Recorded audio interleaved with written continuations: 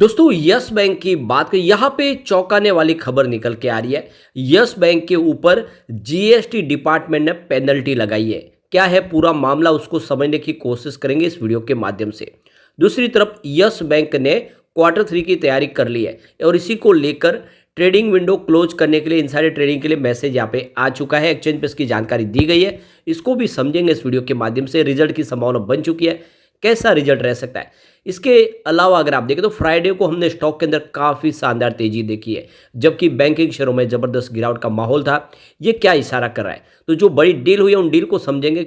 आखिर बड़े fund house का रुझान क्या है यस बैंक को लेकर? क्या यस बैंक यहाँ से दौड़ने को तैयार हो चुका है? इसके अलावा मार्केट एक्सपर्ट की क्या राय है यस बैंक को लेकर, वो भी जानेंगे इस वीडियो के माध्यम से।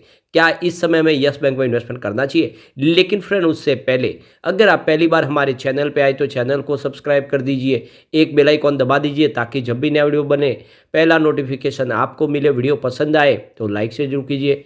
चलो फ्रेंड्स वीडियो स्टार्ट करते हैं। मैं हूँ आपका दोस्त एस.बी. दवे और हमारे अपने चैनल ऑनलाइन कमाई में आपका बहुत बहुत स्वागत है। तो सबसे पहले अगर हम बाजार की बात कर ले तो फ्राइडे को बीएसई सेंसेक्स 72,240 के स्तर पे क्लोजिंग दिए, जहाँ पे 170 पॉइंट की गिरावट थी, यानी 0.23% गिरा बीएसई सेंसेक्स। अगर हम बात करें निफ्टी बैंक की तो 48,292 के स्तर पे 216 पॉइंट की बड़ी गिरावट थी, यानी 0.45% निफ्टी बैंक भी गिरा। अगर हम निफ्टी प्राइवेट बैंक की बात करें तो 24,875 के स्तर पे यहाँ पर भी 0.23% की गिरावट थी। तो चाहे आप निफ्टी प्राइवेट बैंक देख लें या निफ्टी बैंक या फिर बाजार, सब जगह पे गिरावट का माहौल था। उसके बावजूड भी यस बैंक ने कमाल किया फ्राइडे को। स्टॉक की शुरुआत हुई पॉजिटिव 20.90 पर, गुरुवार की क्लोजिंग 20.85 के आसपास थी। इंट्राडे में 21.80 का हाई भी बना, यानी काफ़ी अच्छा प्रदर्शन किया। लो 20.70 का बना, यानी कुछ समय के लिए स्टॉक आपको ग्रीन जोन से रेड जोन में जाता हुआ दिखाई देगा। उसके पीछे वजह थी कि बैंकिंग शेयरों में दबाव था, लेकिन यस बैंक में जिस तरह से बड़े फंड हाउस की खरीदारी शुरू हुई, इस स्टॉक ने कमाल किया और क्लोजिंग 21.40 के आसपास रही, जहाँ पे 2.64% की काफ़ी अच्छी तेजी देखने को मिली। तो काफ़ी अच्छा प्रदर्शन किया है फ्राइडे के दिन। अब इसकी परफॉर्मेंस को देखें तो 22 दिसंबर को स्टॉक 21.05 के आसपास था, जहाँ पे 0.5% की गिरावट हुई। 26 दिसंबर की बात करें क्लोजिंग 20.95 के आसपास थी, जहाँ पे 0.5% की फिर से गिरावट हुई। और बात करें अगर 27 दिसंबर की तो क्लोजिंग बिल्कुल फ्लैट थी, 20.95 के आसपास, कोई अप डाउन देखने को नहीं मिला। और 28 दिसंबर की बात करें तो क्लोजिंग 20.85 के आसपास, जहाँ पे 0.5% की गिरावट थी। यानी लगातार अगर आप देखें तो पिछले 3 ट्रेडिंग सेशन से आधा % के आसपास की गिरावट हो रही थी, लेकिन 29 दिसंबर को पासा पलटा और स्टॉक पहुंच गया सीधा 21.45 पर, जहाँ पे 2.3% की शानदार तेजी बनी। तो गिरते बाजार में इसने शानदार प्रदर्शन किया है। अब इसकी परफॉर्मेंस देखें तो पिछले 2 सालों में इसने 59% का पॉजिटिव रिटर्न दिया है। 1 ईयर के हिसाब से इसने 6% का पॉजिटिव रिटर्न दिया है, लेकिन 6 मंथ के हिसाब से 32% का अच्छा खासा रिटर्न दिया है। सिर्फ 3 मंथ की बात करें इसमें 24% की तेजी बन चुकी है और 1 मंथ के हिसाब से 8% का इसने पॉजिटिव रिटर्न दिया है। 1 वीक की बात करें तो लगभग 1.47% की तेजी है और 1 डे के हिसाब से 2.78% की तेजी है। तो पिछले दो सालों से अगर आप देखें तो कहीं पर निगेटिव रिटर्न देखने को नहीं मिल रहा है। अब इसके बीच में एक बड़ी चौंकाने वाली खबर निकल के आ रही है। यहाँ पे देखिए जीएसटी डिपार्टमेंट ऑफ बिहार की तरफ से यस बैंक को पेनल्टी का नोटिस भेजा गया है। तो यस बैंक ने एक्सचेंज को जानकारी दी है कि उनके पास पेनल्टी के लिए नोटिस आया है, देख सकते हो कि जीएसटी डिपार्टमेंट बिहार की तरफ से। और ये जो अमाउंट है आप देख सकते हो, ये 1,38,584 रुपीज़ की अमाउंट है। अमाउंट तो बड़ी नहीं है, लेकिन जीएसटी डिपार्टमेंट ने देख सकते हो इनको पेनल्टी लगाई है। अब आप देख सकते हो कि ये कुछ जीएसटी डिपार्टमेंट के हिसाब से कुछ कमी रह गई होगी, उस हिसाब से इन्होंने नोटिस भेजे। लगातार नोटिस आई रही, सब जीएसटी डिपार्टमेंट की तरफ से बहुत सारी कंपनियों को नोटिस जा रहे।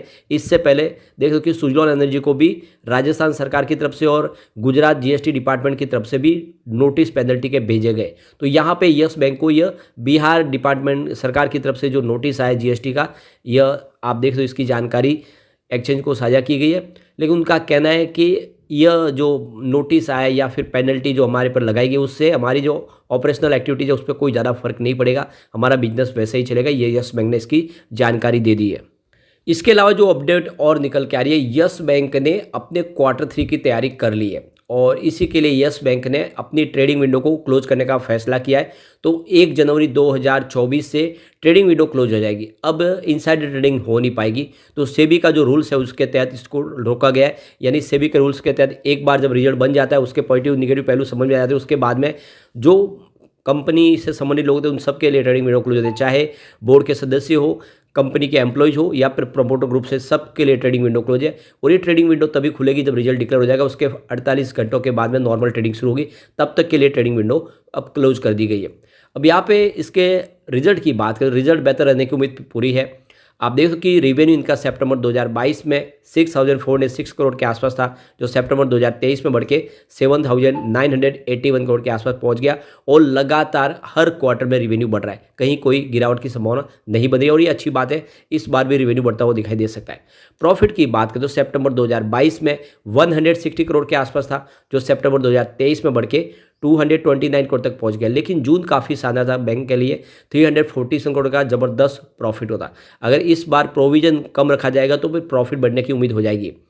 वैसे नेटवर्थ भी बढ़ रहा है। 2019 में जहाँ पे 26,887 करोड़ के आसपास था, वो 2023 में बढ़ के 40,718 करोड़ के आसपास पहुंच गया। ज़बरदस्त बढ़ा है नेटवर्थ।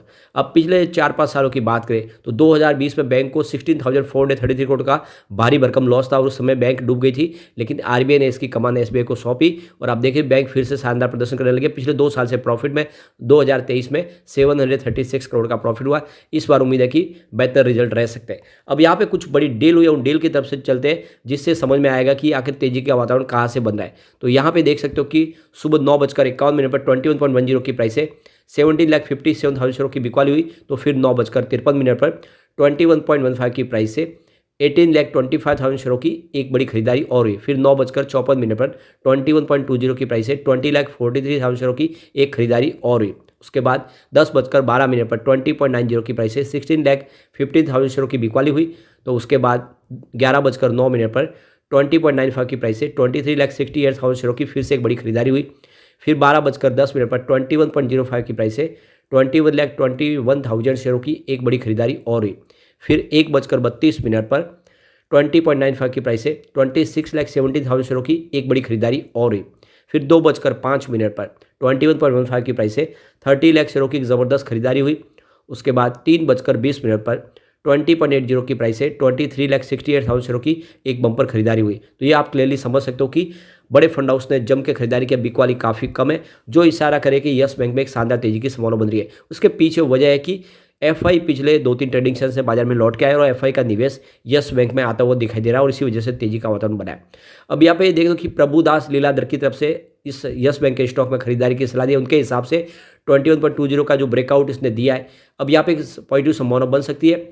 तो देख सकते हो कि इसमें 24.75 तक स्टॉक के जाने की संभावना नहीं, 25 तक जा सकता है। और एक सपोर्ट जो है 19 का, यानी स्टॉप लॉस समझ सकते हैं 19 का लगा कि इसमें अगर आप बने रहेंगे तो आपको स्टॉक 25 तक जाता हुआ दिखाई दे सकता है, जो इसकी पुरानी हाई है। दूसरी तरफ देखें तो कि जिगर एस पटेल, आनंद राठी की तरफ से जो टेक्निकल एनालिस्ट है, उनका कहना है कि इसके अंदर आप देखें तो 21 से लेके 20 के आसपास की रेंज है, खरीदारी की रेंज है। ये अभी समय जो स्टॉक है इस लेवल पे आप खरीदारी करें। और इसका जो टारगेट आपको देखने को मिला वो 26 का, यानी बहुत जल्द इसमें 26 का टारगेट देखने को मिल सकता है। आपको 18 का स्टॉप लॉस लगाना है। तो 18 के स्टॉप लॉस के साथ अगर आप इसमें खरीदारी करते हैं इस लेवल पे, तो आपको जल्दी ही 26 तक स्टॉक जाता हुआ दिखाई देगा। तो कुल मिला के मार्केट एक्सपर्ट की राय है कि इस समय आपको यस बैंक में खरीदारी करनी चाहिए। तो काफ़ी समय के बाद स्टॉक बुलिश जोन में आया, इसने अपने 20 को क्रॉस किया और काफ़ी समय से इसने मेंटेन भी रखा है 20 को, तो तेजी आ सकती है। तो ऐसे में निवेश करना चाहिए। आने वाले समय यस बैंक आपको अच्छा रिटर्न दे सकता है। लेकिन फ्रेंड, कोई भी इन्वेस्टमेंट करने से पहले अपने फाइनेंशियल एडवाइजर के बारे में ले ले या अपना खुद का रिसर्च करें, क्योंकि मैंने वीडियो आपके एजुकेशनल पर्पज के लिए ही बनाया। वीडियो पसंद आए तो लाइक से जो कीजिए और चैनल को सब्सक्राइब कर दीजिए। Thank you friend.